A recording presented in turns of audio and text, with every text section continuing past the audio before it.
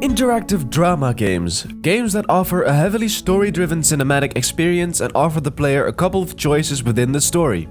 Games like Heavy Rain, Until Dawn, Life is Strange, or Telltale games. I'm a big fan of this genre, but it's not a genre a whole lot of games are categorized as, and the opinions often vary greatly.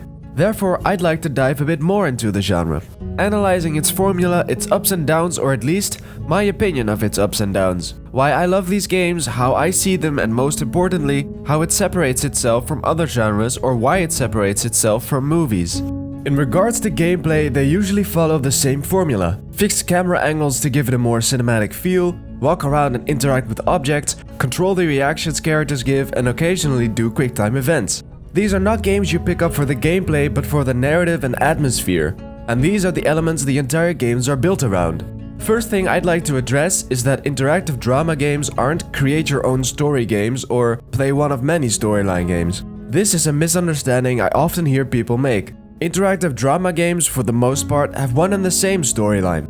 You usually can't alter where the story is going, only how you get there. The basic storylines stay the same, but you have influence on details in between the basic storylines, or on the emotional tone the game has. Do you beat a character nearly to death in order to get information, or do you try to calmly talk him or her into it? Who do you spare? Who do you kill? In the end, it usually doesn't matter what you choose. The levels that follow your decisions will be very similar. This is definitely not the case throughout the entire game, especially near the end, but this is in my experience usually how these games turn out. Is this a bad thing, since we're promised cinematic games where we can alter how the story goes and yet the choices seem to lead to similar levels? I say no, not at all. It highly depends on what you're looking for in a game or in a story, but I personally don't think a good story is solely good because of the storyline itself. The story is important, but the true strength lies within how you tell the story and in the characters.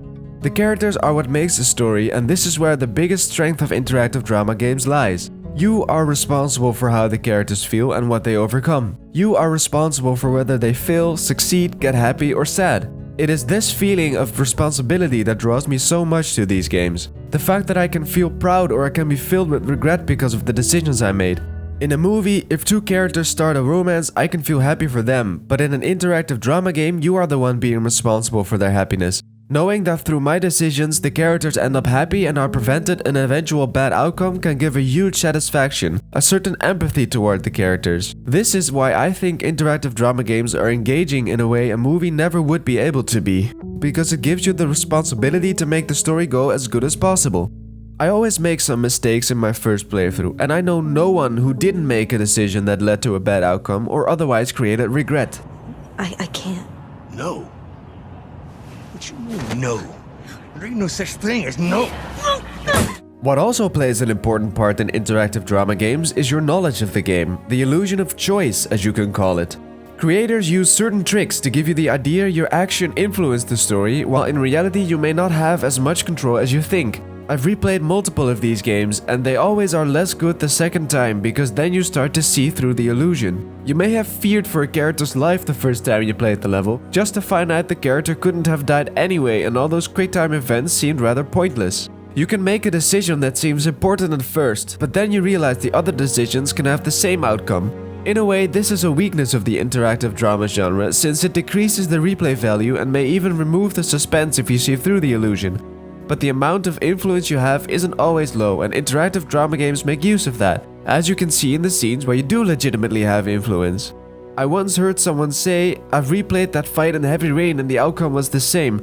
There's no difference in your choices at all," to which I replied, "Have you replayed that other fight in the game? Because you can't die in the other fight, or in another fight, or in another fight."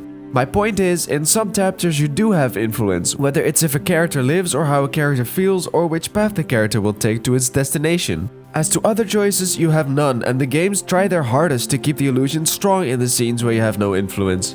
If you go into these games blind, you don't know which chapters you can make mistakes in and in which chapters you can't. But that's what I love so much about these games. It can create suspense not knowing when you'll be making a truly big decision or not. Any moment something big can happen. Granted, it can often disappoint replaying a game just to find out you didn't have that much influence, but it is the first sit-through that makes it worth the while. And in most cases, it's fun to just see what all the different outcomes offer. Hell, Beyond Two Souls was hands down a depressing game trying to create the worst storyline possible. And in Heavy Rain, I found out I've missed out on one fight, a completely different last stage, and another extra level, and I had multiple scenes end on a different emotional tone than in my first playthrough. Last thing I'd like to mention is why I like this narrative above other gaming genres. There are other game genres where you have influence on the game storyline, but they don't offer the cinematic story-driven experience. With interactive drama games, it feels like playing a movie and you have influence on how the movie goes, creating a unique kind of experience other games don't have. From the camera angles to the music and the way the story is told, it feels like a movie. They usually don't take that long either, focusing solely on character development and things important to the story rather than trying to make the game as long as possible. Games from other genres, even though you have influence on the story, don't feel like playing a movie. It can have a cinematic feel during cutscenes, but the focus is on fun gameplay, and the entire game is built around that. You either have fun gameplay with some influence on the story that doesn't feel like a movie, or you have something that feels like a movie but has you have no influence in the story at all.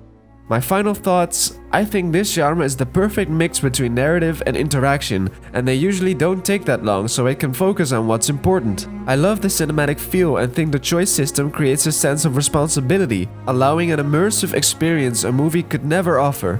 Its weakness is that you can often see through the illusion, removing the suspense the games try to create, and gameplay-wise they don't offer anything remarkable. I'm kind of afraid this genre might get boring the more games it gets, but for now I consider it one of my favorite genres and I'm looking forward to what it has to offer in the future. This is our story.